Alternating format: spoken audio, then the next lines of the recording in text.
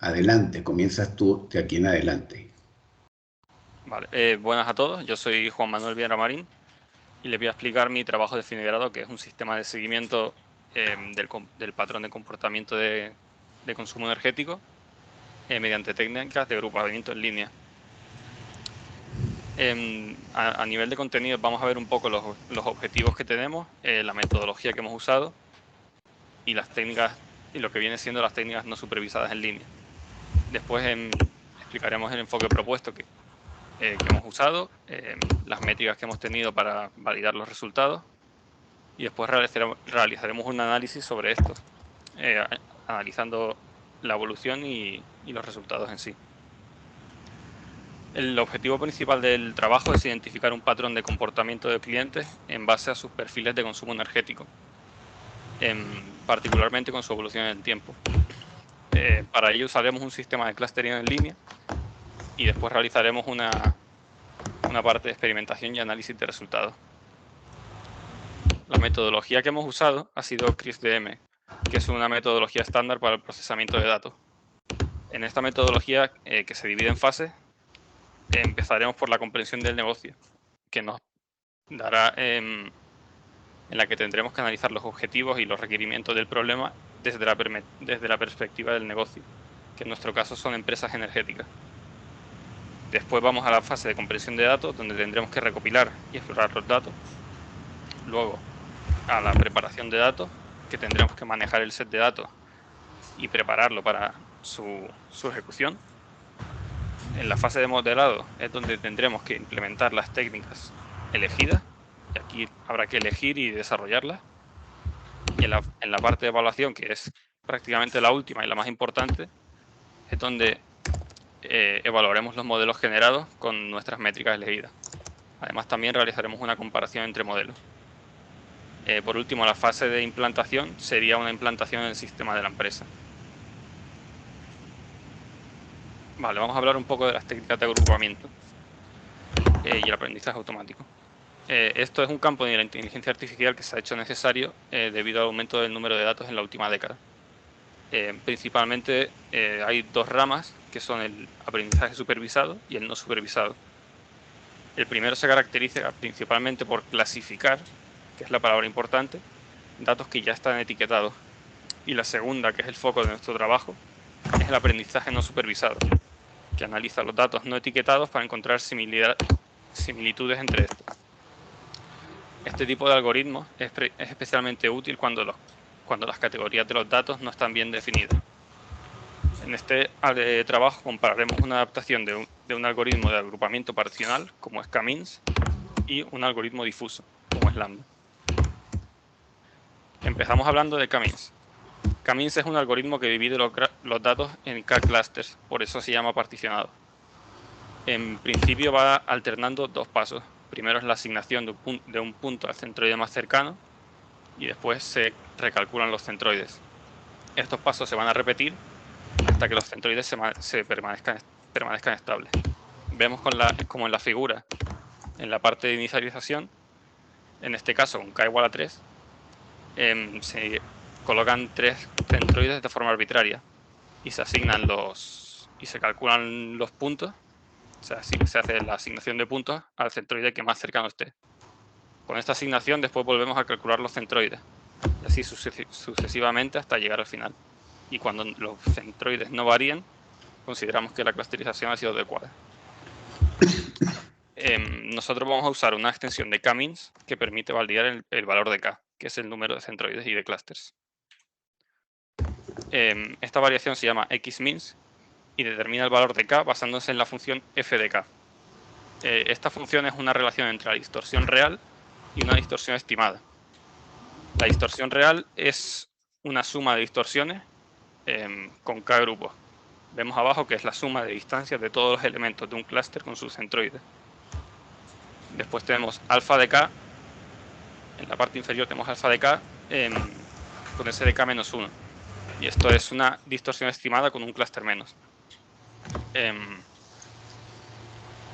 La función f de K será cercana a 1 cuando la distribución de datos sea uniforme. Y si hay una alta concentración de datos, veremos como la distorsión real es menor que el valor estimado, así que f de k va a disminuir. El objetivo de esta función es encontrar los valores de k que producen un valor pequeño para f de k. Estos serán grupos bien definidos. Para la creación de clústeres realizaremos divisiones en los clústeres objetivos. Estos clústeres se van a determinar por el criterio de Schwartz y serán clasificados como optimizables en base al BIC. Esta ecuación se va a calcular sobre los elementos de cada clúster para determinar qué clúster debe ser dividido en caso de ser necesario. Ahora vamos a hablar de lambda, que es un algoritmo difuso no iterativo que se basa en el grado de adecuación de un dato al grupo. Al ser un algoritmo difuso, vamos a trabajar con la probabilidad de pertenencia a un clúster. Lambda en principio no requiere una especificación de clústeres previa, al contrario que X-Means, y realiza una evaluación de similaridad entre los descriptores de X. Para esto, cada descriptor debe estar normalizado. Esa parte es importante. Empezaremos viendo el grado de adecuación marginal, que se encarga de determinar el grado de similaridad de un descriptor respecto a otro de su clase. Este grado se centrará en calcular la similaridad con cada descriptor es a nivel de descriptor del elemento, porque lambda es más útil o está más enfocado a elementos con varios descriptores. Vale, pues el cálculo del MAD se basa en el cálculo de ρ k de j, que es el valor medio del descriptor j en el clúster K. Y en conjunto, la función del MAD es la probabilidad de que el descriptor analizado pertenezca al clúster J. Ahora vamos con el grado de adecuación global. Este determina el grado de adecuación de una muestra en conjunto de un elemento completo con todos sus descriptores a un clúster. Se calcula mezclando el MAD con funciones de agregación, en este caso la t-norma y la t-conorma. Tenemos dos parámetros, uno en las normas, que sería P, que se iguala a 1 para tener un comportamiento cercano a lineal. Y después abajo en la interpolación vemos cómo se usa alfa. Y alfa va a ir entre 0 y 1. Si alfa es 1, se va a tomar el grado de adecuación global como la t-norma y obtendremos una clusterización más estricta. Y en caso de que usemos un alfa cercano a 0, la clusterización será más permisiva. Cuando un elemento no pertenece a ninguna clase, vamos a crear una clase no informativa, o NIC como vemos en la fórmula. Cada vez que un elemento entre a esta clase, se va a crear un clúster nuevo. Y el grado de adecuación global para todos estos, para los elementos que entren aquí, siempre se va a calcular como 0,5, con el MAD de 0,5, independientemente de su característica. Finalmente, para asignar el elemento a un clúster, cogeremos el grado máximo de adecuación global para asignarlo. Las métricas de calidad. Vamos a usar métricas de calidad para evaluar los resultados obtenidos. Estas características, hay que medir características como la cohesión y la separación de los clústeres, y nosotros vamos a usar dos métricas, el cociente de silueta y el índice de Davis-Baldwin. El cociente de silueta es una medida de cohesión de los clústeres que determina el grado de similaridad entre los objetos del clúster y también su densidad. Hay que calcular dos variables. Tenemos ADI, que es la media de las distancias de I a los elementos pertenecientes a su clúster. Como vemos aquí en el clúster A, se calcularía la distancia de cada punto del clúster con I y se realizaría una media. Después tenemos BDI, que vamos a hacer el mínimo de las distancias de I a los elementos de los demás clústeres. Para esto podemos coger el clúster más cercano y calcular la distancia de I con todos sus puntos y hacer la media. Este cociente nos dará un resultado entre -1 y 1 Los resultados más cercanos a 1 indicarán clústeres mejor definidos. Los más cercanos a 0 nos indicarán que hay clústeres que se solapan. Y los valores negativos generalmente nos indicarán que hay asignaciones erróneas. Después tenemos el índice de Davis-Baldwin, que nos indica la similaridad media de cada clúster con su clúster más similar. Esta función se calcula usando la media entre el máximo de R y J. R y J es la similaridad entre los clústeres I y J. Para ello tenemos que calcular la distancia intraclúster de cada clúster a comparar y la distancia entre centroides. SDI, por ejemplo, será la distancia media entre cada punto con su centroide. Lo mismo para J, y después tenemos la distancia entre los centroides. En este trabajo nosotros hemos usado para todas las distancias la distancia euclídea.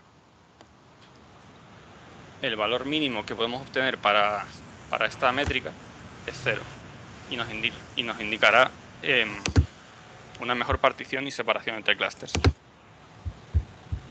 Vamos ahora con la fase de modelado, donde explicaremos cómo se hicieron los modelos y los resultados de cada técnica. Vamos a decir también que el cálculo de las métricas para Xmeans se ha realizado usando la misma librería que para su ejecución, y en Lambda hemos calculado nosotros las métricas. En Xmeans lo hemos implementado usando la librería de PyClustering. Y para simular su comportamiento en línea, hemos introducido secuencialmente los datos de cada mes. Hemos hecho esto dividiendo los datos globales en ficheros y los introducimos esa mes para simular una ejecución real. En la primera iteración hemos inicializado con k igual a 3, pero este valor nos lo va a optimizar Kmin Xmin según crea necesario. Lo que hemos observado al ejecutar con Xmeans es que en el primer mes se nos colocan directamente 20 clústeres, el cual es el límite de clústeres permitidos por la librería. O sea, se tira al máximo. Y creemos que esto puede deberse a la cantidad de descriptores. Podemos ver además en el rango alto cómo los clústeres 19 y 20 se comportan de forma errática. Esto puede haberse dado por la limitación en el número de clústeres, por contener outliers o valores atípicos, o por un tamaño pequeño del clúster que implica que los valores nuevos que entran provocan una mayor variación. Aquí tenemos una figura con el rango de resultados acotado. Lo hemos acotado a los 15 clústeres con menor valor y vemos que los primeros 10 no superan el 0,15, que es un umbral bastante bajo. Además, se puede apreciar aquí que a partir del último trimestre del año las variaciones de los centroides son mínimas. Así que podemos deducir que desde septiembre se llega a un agrupamiento estable. Ahora vamos a ver Lambda y su ejecución. Para realizar esto, hemos cogido todos los datos y los hemos consolidado en un único archivo, añadiendo el campo de descriptor de fecha y mes para poder evaluar correctamente los datos. Estos valores han sido normalizados como requiere el algoritmo antes de comenzar la ejecución. En la primera iteración del algoritmo, en el primer mes,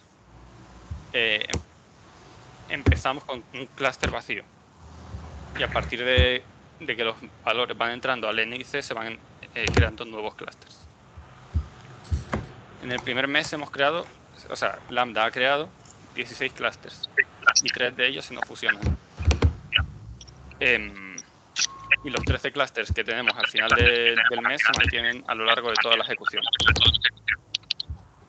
Podemos ver cómo, además, los clústeres 7 y 8 en torno al valor 0,20 y el 4 y 5 en torno al 0,23, que no se verá muy bien, pero más o menos, llegan a puntos muy similares en diciembre, aunque su trayectoria es distinta. Este comportamiento tendrá que ser estudiado más adelante.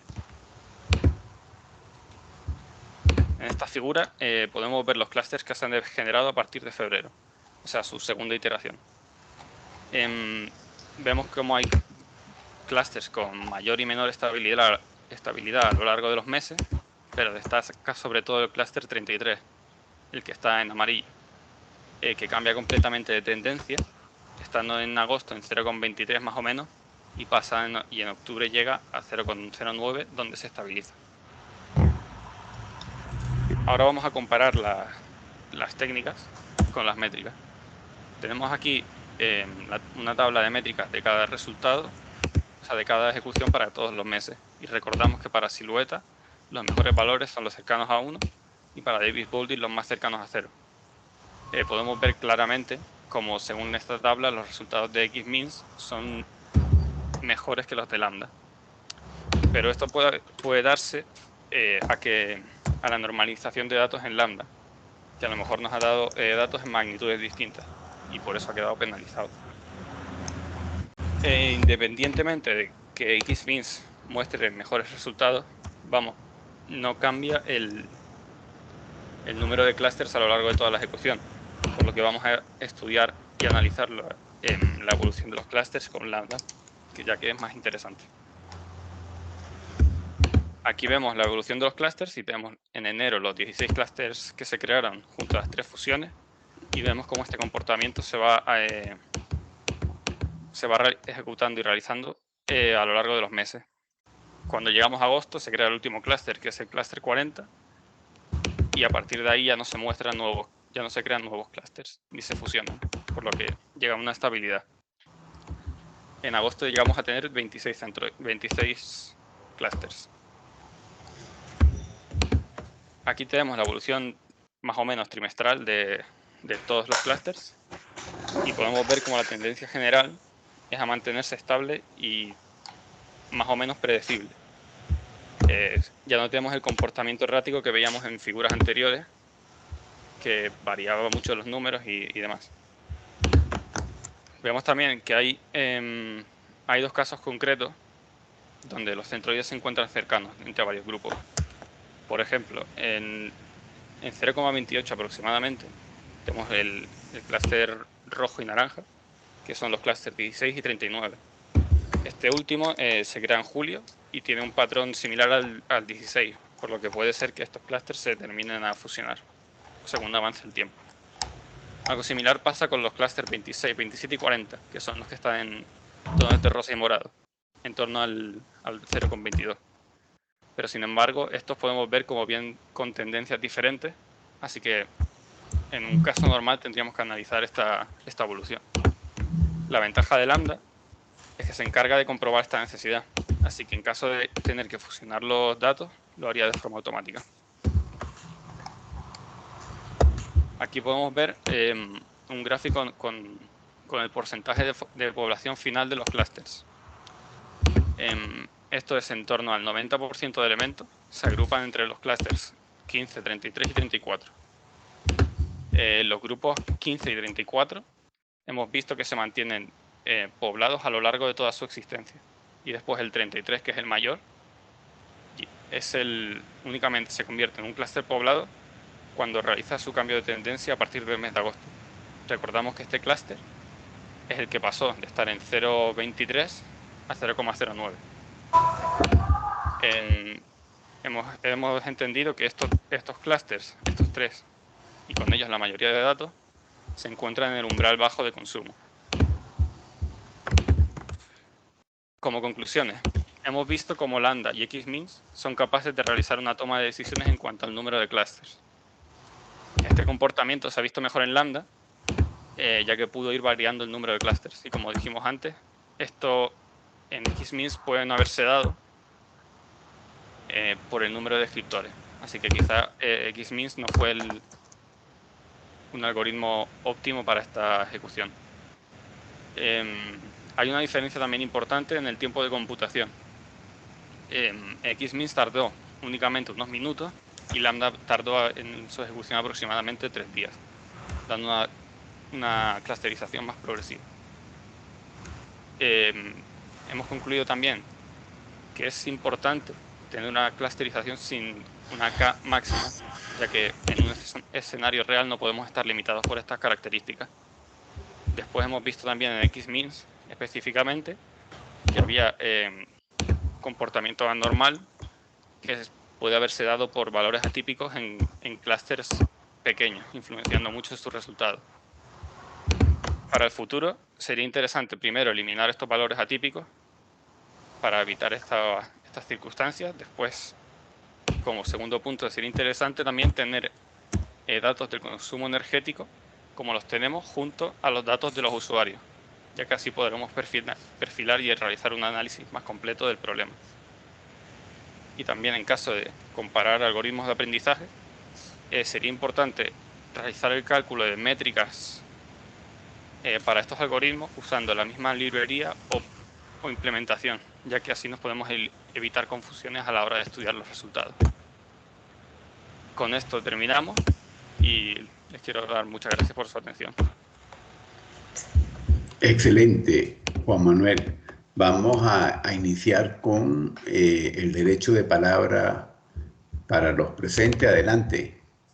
Comentarios, preguntas, adelante.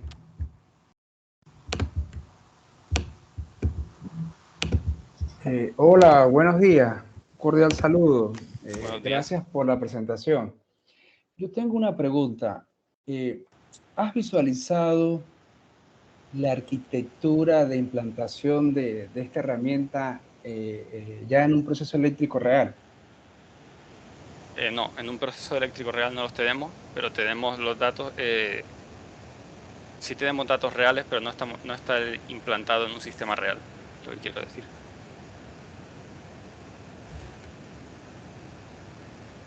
Ah, ok, pero en algún momento se debe visualizar qué tipo de arquitectura, cómo se debe integrar este tipo de algoritmos ya una infraestructura, sobre todo de supervisión en tiempo real del comportamiento del consumo energético.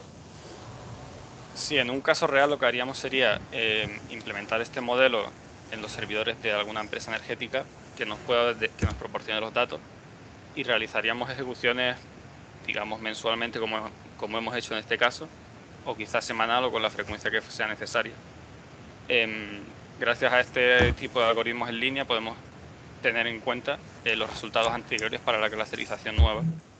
Así que sería implementarlo y tomar datos ir realizando ejecuciones con una frecuencia, digamos, fija, ya sea de una semana. Por ejemplo, nosotros para el cálculo de un año que hemos hecho para este caso nos tardó 3 días. Se podrían realizar perfectamente ejecuciones semanales que durante, yo qué sé, los domingos por la noche, por ejemplo, que a priori habría una ejecución menor, y realizar clusterizaciones relevantes que permitan a la empresa analizar los datos.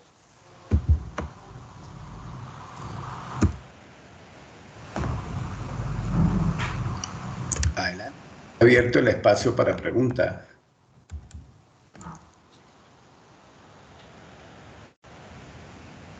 Buenos días. Adelante. Yo tengo una duda y es, ¿cuál es? Tal vez me lo perdí, ¿ok? No sé si lo dijiste. Me gustaría saber cuáles fueron las dimensiones que consideraste para la presentación. Perdón, pues es que no te escucho muy bien. Ok. ¿Cuáles fueron las dimensiones que se consideraron para la presentación? ¿Sí? ¿Y por qué ¿De los datos te refieres o en cuanto al número? me refiero a los datos? O sea, ¿qué parámetros? Adelante. Vale, perdón. Es que no te he escuchado muy bien, pero creo que he entendido la pregunta. Los datos que hemos usado tenían 8 descriptores. Teníamos un valor total y después valores que eran de consumo de enchufes, de ascensores, de calefacción, de bombas de agua, etcétera, y este tipo de datos. Y después hemos tomado estas medidas, creo que eran a lo largo de media hora. O sea, cada elemento de esta clusterización son lecturas de cada media hora durante todo un año.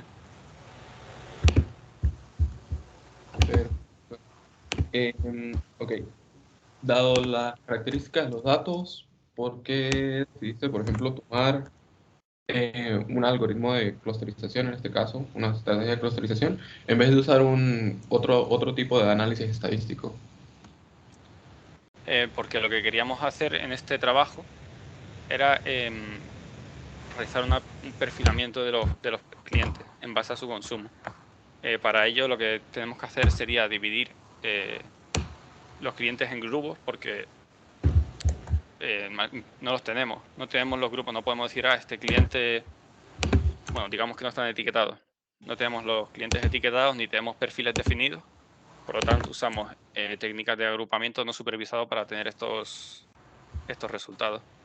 Si tuviésemos ya, digamos, unos perfiles de clientes ya establecidos, lo que tendríamos que hacer sería usar técnicas de aprendizaje supervisado para ir asignando cada lectura de datos a un cliente determinado. Ok, perfecto. La última pregunta que tengo, Sí. a lo largo, en el momento en el que estás en la investigación, ¿has podido hacer un análisis o una interpretación de los clústeres que se han generado?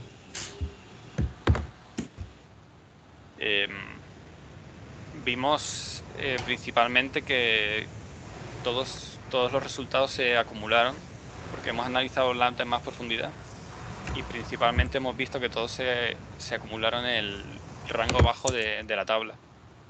Habría que mirar por qué, y habría que mirar también qué ha pasado, porque los otros 23 clústeres existentes con Lambda solo contienen el 10%.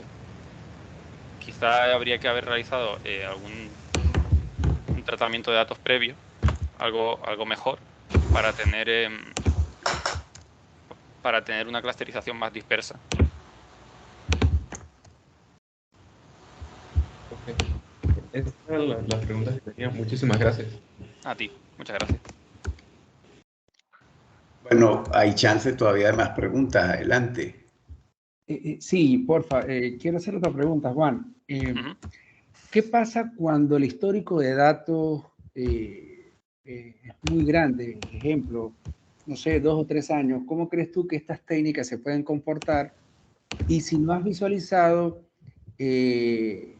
estudiar técnicas basadas en D-Learning, porque normalmente en las industrias el histórico de datos, este tipo de comportamiento es masivo, históricos de, puede ser de 3, 4, 5 años, y sería bien hasta visualizar cómo estudiar en la realidad bases de datos con todo ese comportamiento. Y creo que D-Learning es una manera de, como más efectiva, visualizando ya a la hora de una implantación de este concepto en datos masivos. Vale. De entrada, no conozco el campo que tú me comentas, de entrada, así que no te sabría decir. Pero, por ejemplo, aplicado en nuestro proyecto, con tú que realizamos las ejecuciones mes a mes o semana a semana, como sea. Es verdad que la primera ejecución podría tardar bastante. Si para un año nos tardó 3 días con los datos que tenemos, podemos asumir que en un caso real tardaría un poco más para cada año, porque imagino que serían bastante más datos en cada año.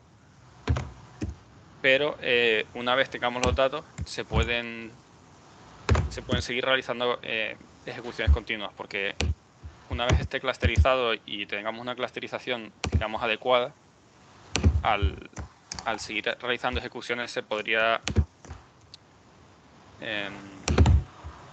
digamos que todos los datos entrarían en algún clúster, y si no, pues se van creando. Esto lo digo a falta de conocer la disciplina que tú me has comentado. Ok, listo, gracias. Nada, a ti. No, quizás comentar dos cosas. Deep Learning en problemas de agrupamiento no es una técnica adecuada, y menos para el problema que estamos atacando acá, que es agrupamiento en línea. Es decir, que aquí las técnicas que se han escogido es porque tienen una característica muy particular, y es la posibilidad de ir reajustando. Es el caso de XMIN, y Lambda. Es decir, que son técnicas que por sus características pueden en tiempo real hacer ese proceso de optimización en línea de los clústeres. Entonces son técnicas que tienen esa particularidad. Todas las técnicas, fíjense que esta es una derivación de K-mean, pero con un conjunto de nuevas métricas que se incorporan para permitir ajustar el valor de K. Ese es un primer aspecto a acotar. Lo segundo es que, como es en tiempo real, los clústeres, uno define la frecuencia de reajuste de los clústeres, ¿no? En este caso se jugó con mes a mes y con trimestre a trimestre, pero podría ser quincenal, etc. En ese momento habría que evaluar el comportamiento de las técnicas para los casos concretos de cuando es mes a mes o cuando es... porque bueno, ahí ya estarían esas particularidades, ¿no? Pero, vuelvo y repito, sería muy específico a la frecuencia de tiempo que se escoja. Entonces, hay una gran dependencia del tiempo que se escoja con respecto a lo que va a consumir cada técnica. Eso, cuando uno piensa en la posibilidad de implantar, ¿no? Algo también importante, quizás, yo creo que esa fue una de las preguntas que te hicieron, pero quizás no lo entendiste, y tiene que ver con por qué usar estas métricas o no. Perdón, estas técnicas, porque en el área de agrupación hay varias técnicas, y esas técnicas se diferencian según cómo está distribuida los datos. En todo caso, nosotros esa parte en particular no la consideramos, sino que las propias métricas de calidad que usamos nos van a permitir visualizar qué también se comportan las técnicas para cada una de ellas. Y pudimos ver que métricas, el comportamiento, o haber usado silueta, era una buena medida, es decir, que de alguna manera los datos a nivel de comportamiento, si lo queremos ver así, comportamiento visual, tienen un comportamiento que uno podría decir que es tipo centroidal, que eso es bien importante porque eso influye en las métricas supervisadas, sí tienen un efecto importante. Entonces, bueno, eso sí sería importante acotar, de que fue a través de las propias métricas que, en vez de haber hecho un proceso de análisis de los datos, fueron las propias métricas las que nos indicaron. Bien, que faltó fue la parte de, que fue una de las acotaciones también que te hicieron, de los datos. ¿Cuáles eran las características de los datos y el proceso de ingeniería de características? De todas maneras, yo ya te lo coloqué, que falta una lámina que se dedique a hablar de ese tema antes de presentar los resultados, pero ya te la agregué para que la tengas presente, que faltaría agregar esa lámina. Yo no sé si hay otro comentario más. Creo que todos los comentarios han sido bastante positivos porque nos permiten ayudar a clarificar dudas, comentarios, pero siguen abiertos los comentarios, así que adelante.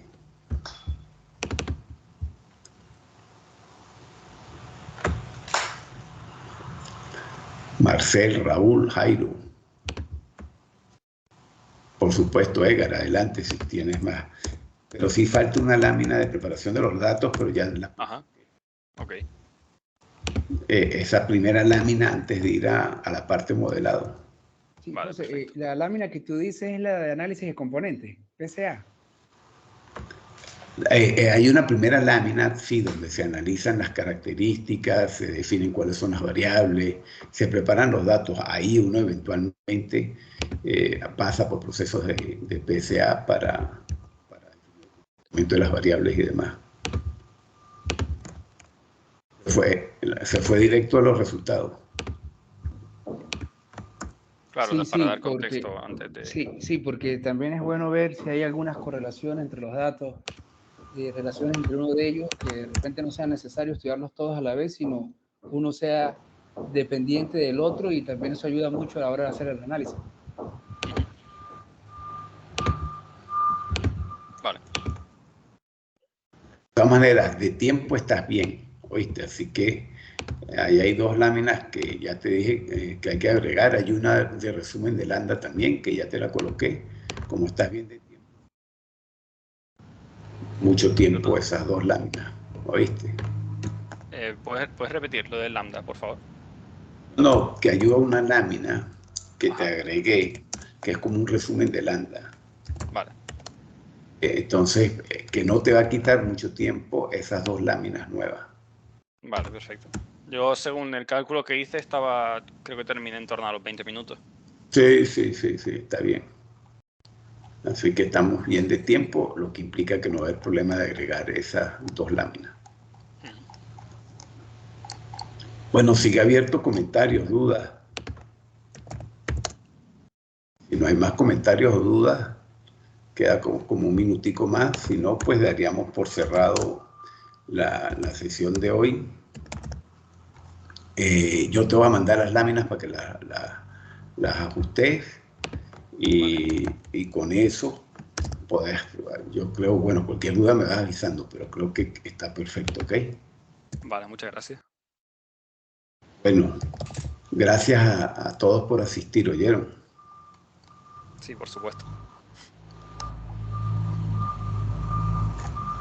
Bueno, muchísimas gracias. Yo creo que ya con esto vamos a dar por